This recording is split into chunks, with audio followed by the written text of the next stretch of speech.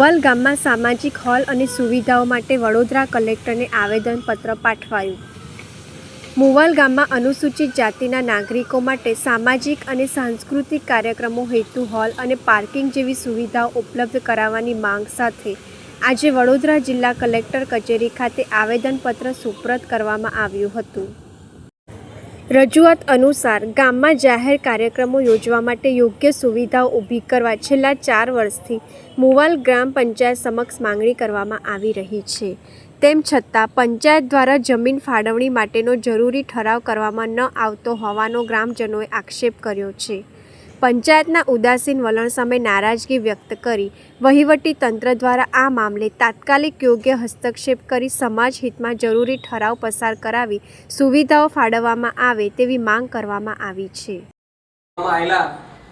ગામના નાગરિકોને સ્વતંત્રતા દિવસની શુભકામના.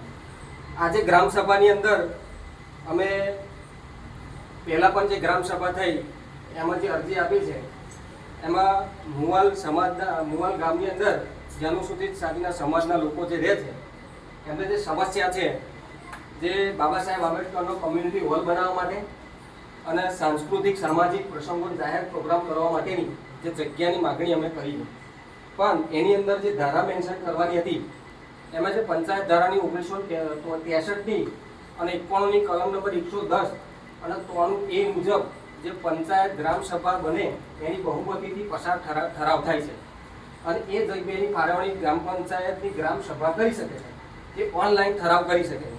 તો અમારી આજે માગણી છે બહુમતીથી અમારા તમામ સમાજના ભાઈઓ આવ્યા છે કે અમને અમારી માગણી જે છે જમીનની એ માગણીનો ઓનલાઈન ઠરાવ કરી અને અમને નકલ આપવામાં આવે.